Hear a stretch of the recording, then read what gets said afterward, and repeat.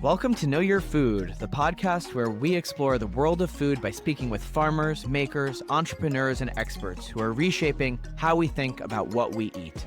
I'm your host, Michael Ray Robinoff, CEO and co-founder of Farm to People, and we're recording these conversations live from our warehouse in Bushwick, Brooklyn.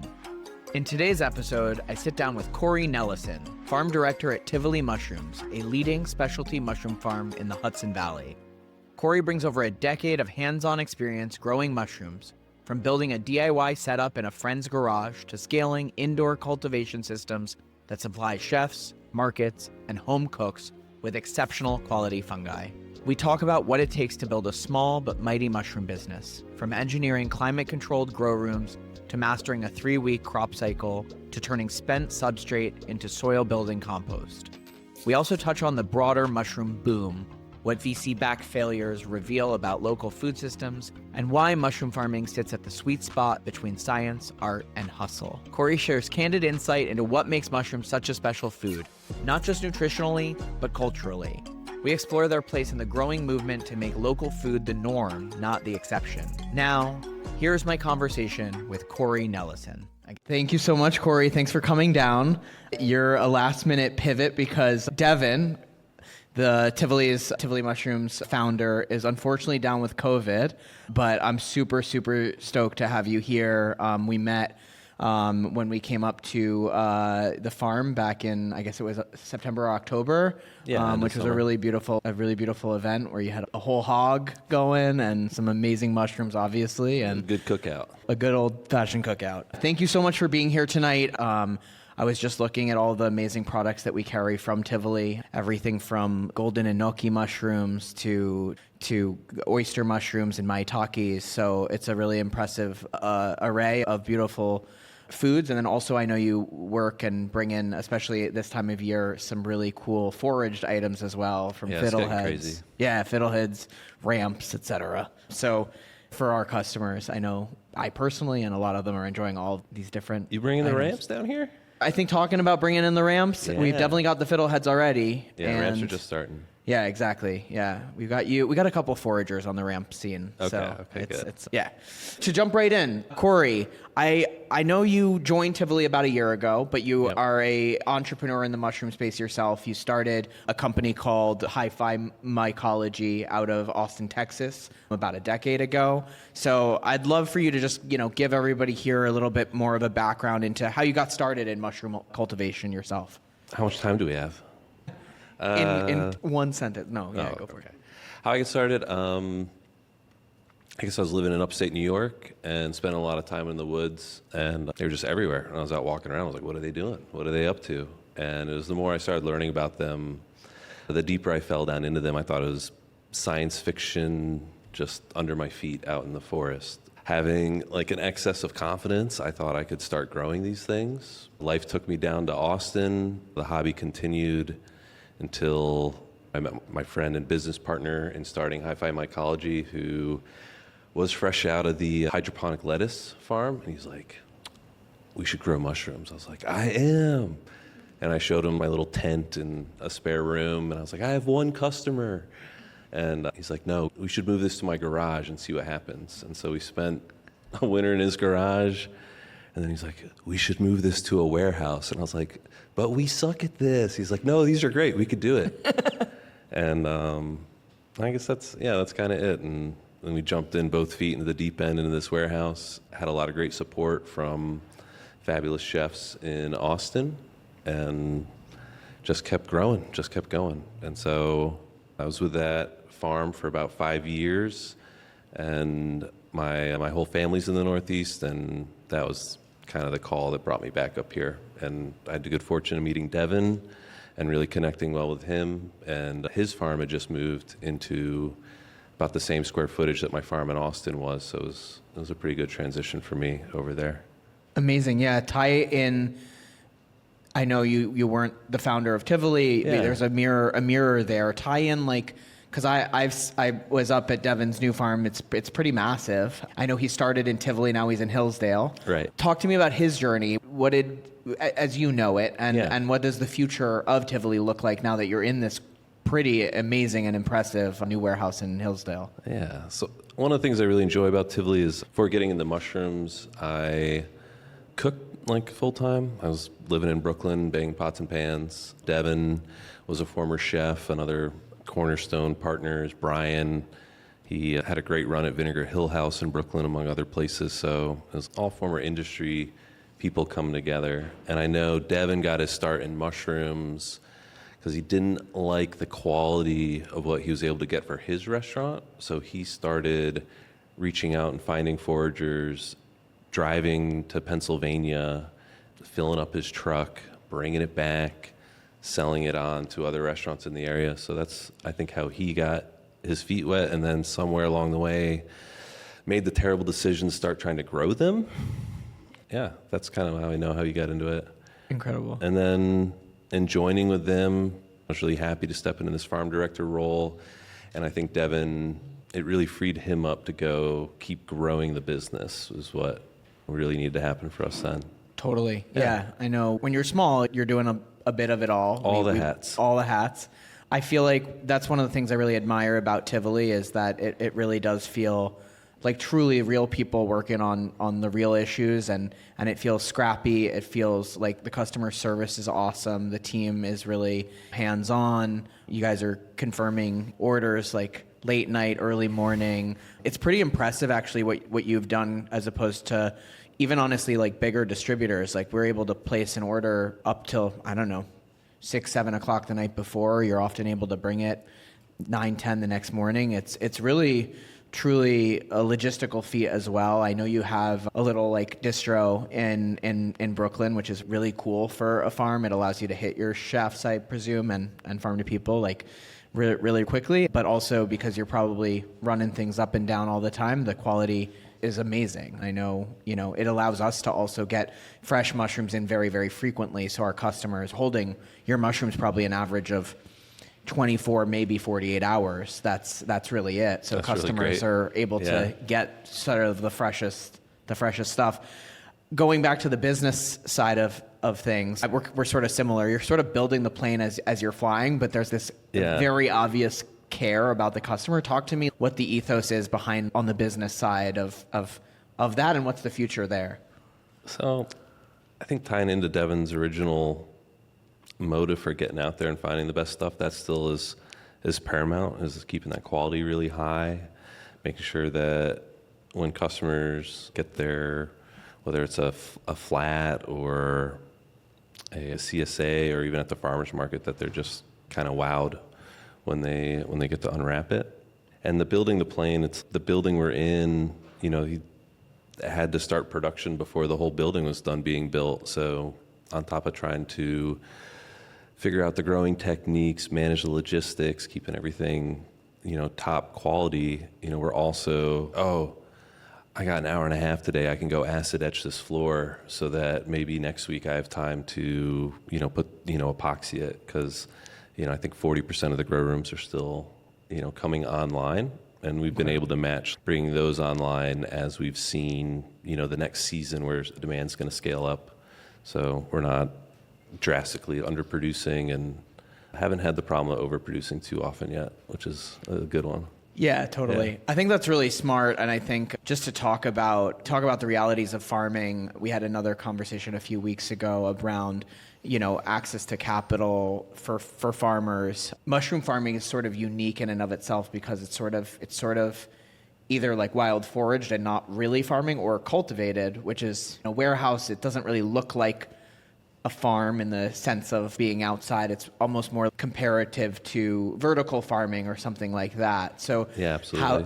But there's a lot of infrastructure, like any farming, and I think this is like any farming. There's a lot of infrastructure, and those costs are exorbitant. Whether it's a tractor, whatever, these are huge investments and can be very difficult for small farms to get that sort of capital. So I think it's really talk to me about like this idea of getting the capital for the demand you have now while maybe having a larger space than you necessarily need at the moment. But how do you time that sort of growth to meet the demand while not exceed the demand and manage capital allocation in the process? Oh my God. I mean, that's such a great question, and I wish Devin were here to answer it, because It may be why he's sick. No, I'm kidding. yeah, he was like, I'll talk about that. You know, in Austin, it was so bootstrap, and the industry was so young at the time. We were able to do an initial raise to get off the ground, and we were able to have a little bit of money come in after that, but it was like, I was just making stuff up, you know, just welding steam racks together, finding a deal from a landscape company, getting rid of a tiny shipping container, and then turning that into a steam box where, you know, we'd roll the mushroom substrate in and blast it with steam to sterilize it. So that's one of the things I loved about it, was all the DIY stuff. So I can't talk about the bigger picture capital planning stuff. I could just talk about being kind of scrappy and DIY and going for it. For sure. And I think Devin, you know, I think from the little I know too, and we're representing a person that's not here, but I feel I feel the same way. I got to meet one of the folks who's an investor upstate and a doctor, and he was really interesting, and I think he just loves what Devin's about and what he's doing. But it was clear to me that Devin was kind of really thoughtful and raising very responsibly in an effort to make sure that the integrity of the business and the team. Absolutely.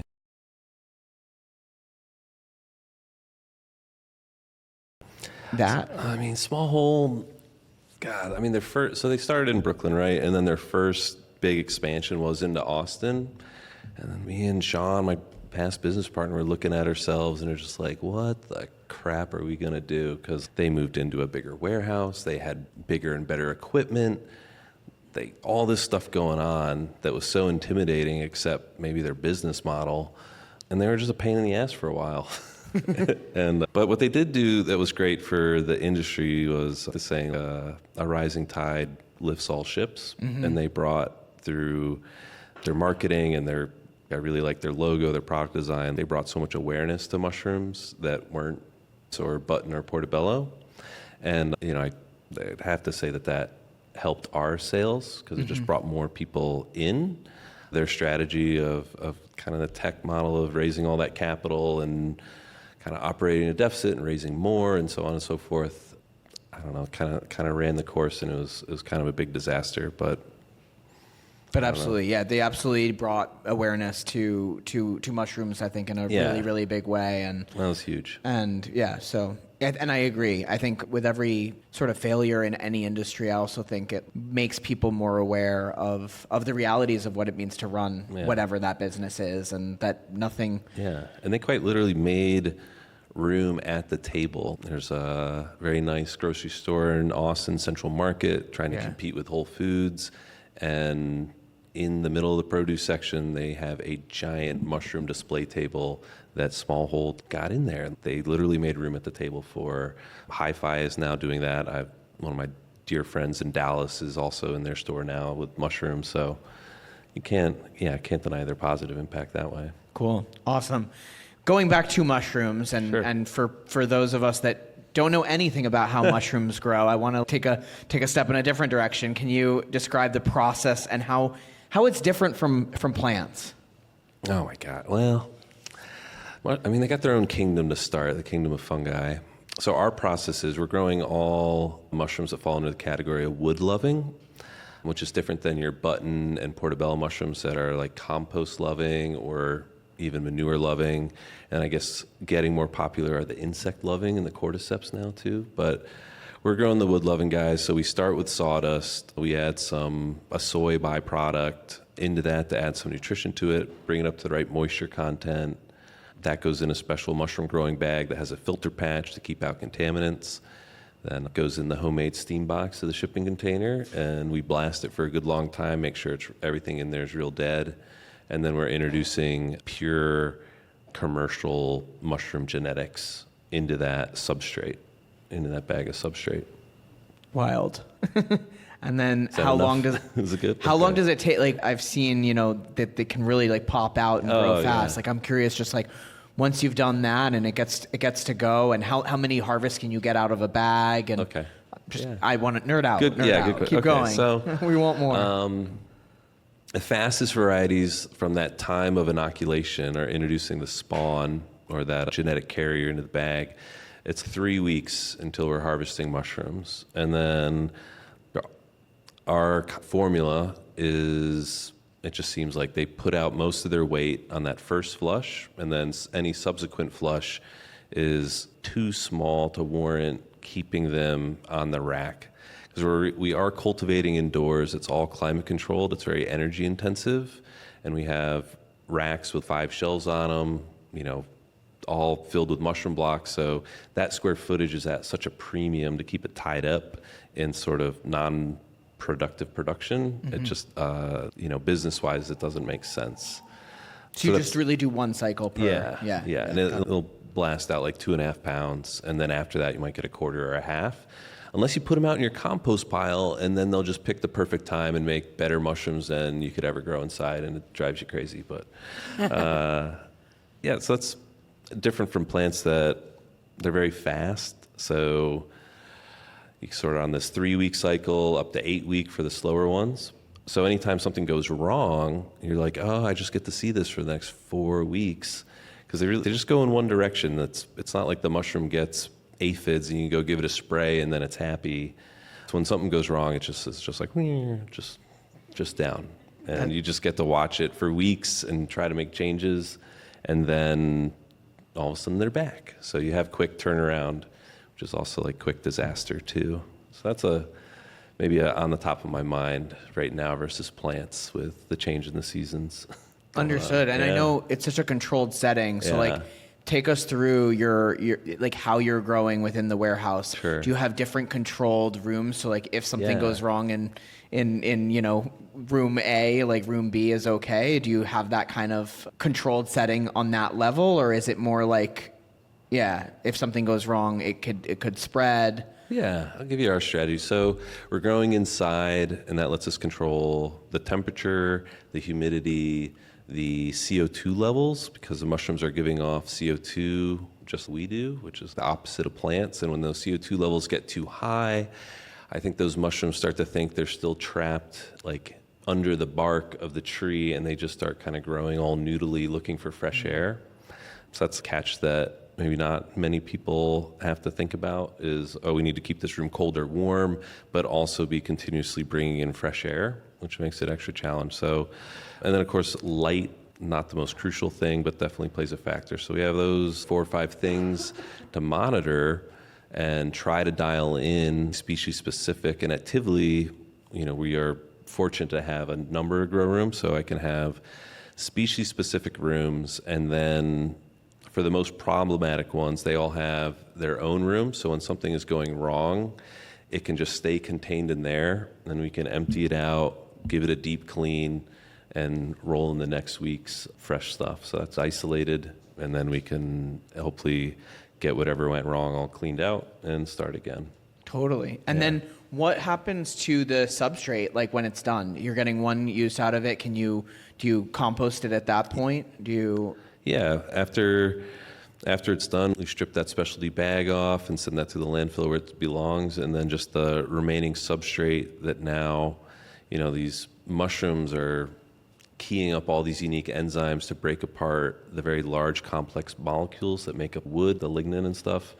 And so that's already pre-digested and bioavailable to many other organisms. So those all go out back in the field and get composted, and we have sent off hundreds of yards of that material this spring to nearby farms, which is something I'm really happy about. Yeah, I feel like that would be magic in like another farm's ecosystem in the soil. Yeah, we had the one farm, the only farm that got it last year. We're so stoked on it. We want everything, and it's like, it's going to cost you. And they're like, maybe not everything. Yeah. Cool. So we got some other farms. It's also interesting. So that's sort of, I assume, not main source of income, but you can even post. You get the 2.5 pounds of sellable mushroom product, but you also have sort of a valuable compost deposit that you can also sell back to other farms that can benefit from it.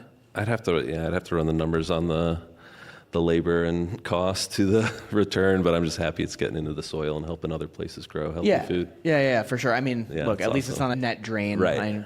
We run small businesses if you can get something. Absolutely. Not a liability. Yeah. I guess You have like found your way into your love of mushrooms outdoors, looking at outdoor mushrooms. I think one of the things that's really interesting to me is sort of the difference between indoors and outdoors, and what does cultivation look like versus, which you're controlling the environment, you're controlling all of these different variables, light, humidity, temperature. What would you say is a key difference for a consumer when it comes to like indoor versus outdoor mushrooms? For a consumer? Let me think on that. Or for a common person. The lay mushroom person? A layman. I mean, commercially, you get shiitakes that are grown outdoor on logs, and I think those have better texture and flavor than the indoor stuff. And then the rest of the outdoor stuff is going to be the wilds, right? Like morels. Yeah, and all those are, I think in China they figured out how to grow those, but we're not really doing it here yet because we're behind everywhere. But those usually have an intense relationship with certain trees and their roots and stuff, so that's what kind of keeps them special, I think. And just they're up for their season, and then they're gone. And then hopefully you can find them again next year. But yeah, What about things like, I guess, chanterelles? Same, yeah. Have to be outside. Yeah. There's Total, no way, big, unique relationship with the tree. What are things that can grow in both? Like shiitakes, are those cultivated inside? Yeah. Well, all the stuff we grow all originated outside somewhere, and someone was, I want to grow that, and they cloned it or took a spore print and went nuts. To make that, yeah. I think a lot of farms focus on the indoor stuff because I think it's more consistent and reliable. And then when you're dealing, with food or, our probably main customers are restaurants, like they want to get their stuff every day, or they want to know at 6 p.m. that their 20 cases of oyster are going to show up the next morning. And that can be a little bit trickier, I think, to manage outside. For sure. I mean, it's with ramps, it's, it rained or... it got warm early. Literally, if it gets warm earlier in the season, they all start to yellow and go. And so it's always touch and go that whole season. And sometimes we've had ramps until early June, and other times it's done in mid-May. So I feel, it's nice to be able to have great mushrooms year round. Right. I agree. What does your typical day look like on the farm? And also, what does your typical day look like?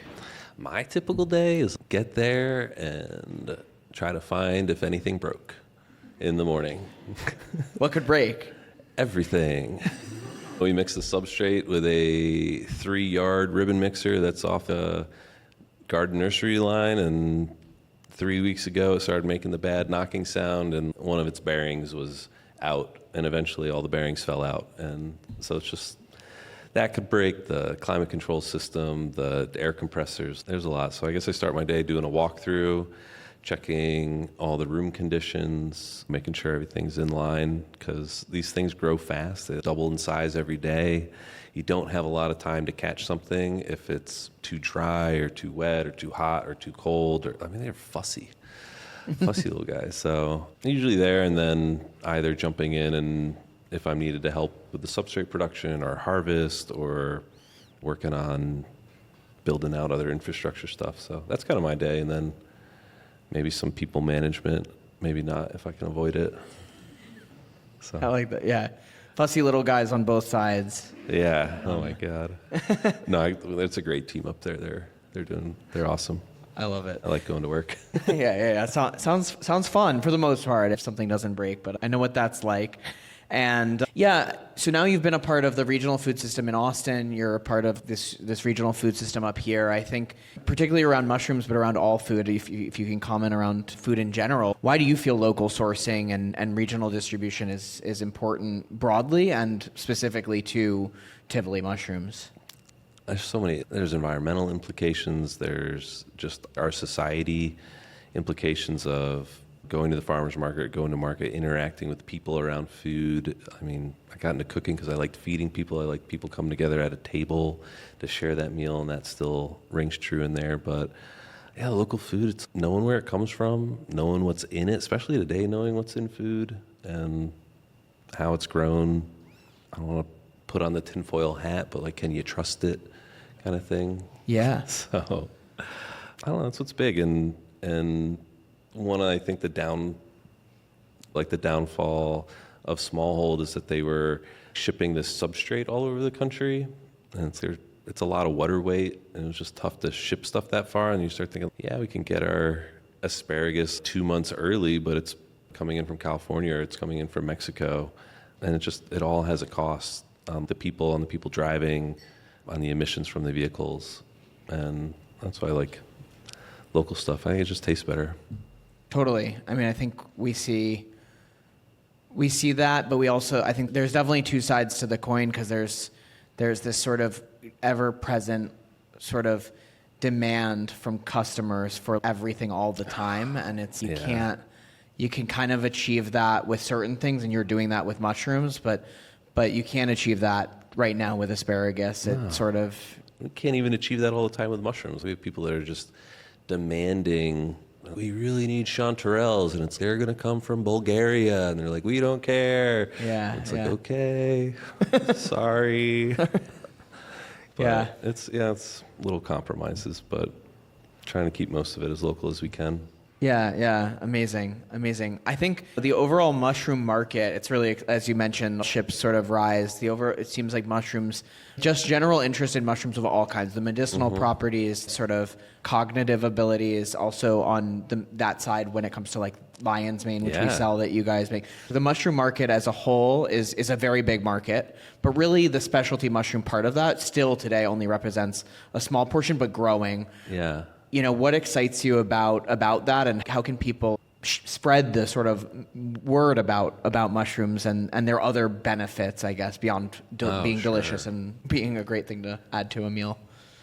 I mean, what excites me right now for mushrooms is they're getting off of being a side on a plate to being the star, to being the main focus, to being something that maybe a meal's built around.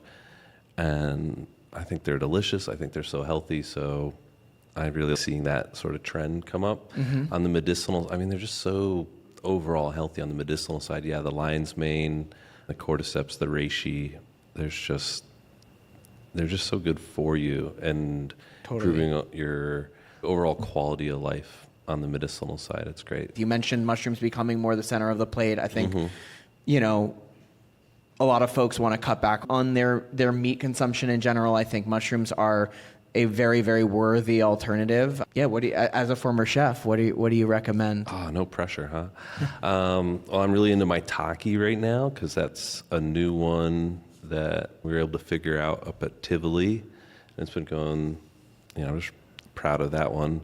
And then I think golden enoki is what rings out, because they're so not that around a whole lot, and whenever I'm cooking with them, I'm just always so happy that I'm like, oh, there's a little golden enoki if I'm making a curry or stir fry or just anything. It's just tasty, good texture, kind of not a surprise, because I know I put them in there, but I'm always, there's one. That was a good one.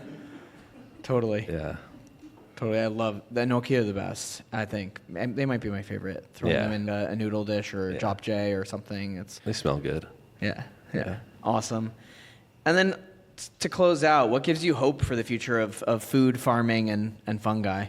Oh, man. Events like this? Can I say that? Yeah. Just, getting all these people out here on a Tuesday to come learn and listen, think more about food and where it comes from. I think that's kind of it. Totally. Awesome. It's the small farm and the local stuff.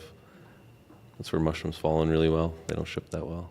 Yeah, no, I mean, a lot of things are best enjoyed. I mean, even the things that do ship well, I think you could make that argument that a lot of things are best enjoyed as quickly as possible post-harvest and as close to the source. I mean, as much as I love the salad mixes that we sell, there's nothing like having a bite of arugula or a piece of lettuce or a carrot or a watermelon radish out of the ground. It's a transformational experience, and that's it. We try to get as close to it as possible here in New York City, but it's never quite it. And maybe there's the magic of being in the air where it was grown, or being around the people that grow it, that adds some magic. But that flavor, it's like the sugars are just more. Everything's just more there. So that's good. It's a beautiful way to. I mean, as a grower, it's good getting to see some of the people that enjoy the things you grow, because sometimes you can lose track of that, and just how much. It's like, I'm like, oh man, the mushrooms again, just trimming or picking or dealing with them. And then you go and bring it into a chef, and they're just so excited. And then that turns into, people going out and out of all the things on the menu, choosing with their dollars and their palate of, gonna eat some great mushrooms. So totally. tie it together. Thank you so much, Cory, for being here. Thank you for the work that you do at Tivoli. And thank you, everybody. Thank you for listening to Know Your Food, a podcast from Farm to People. If today's conversation got you thinking differently about what's on your plate or where it comes from, we'd love if you shared this episode with a friend or left us a review. It helps more people discover the folks reimagining the future of food from the ground up. And if you're in the New York tri-state area, you can shop from our network of small, regenerative, independent farms and makers at farmtopeople.com and stay in the loop by signing up for our newsletter or joining us on Instagram @farmtopeople. Until next time, eat well and know your food.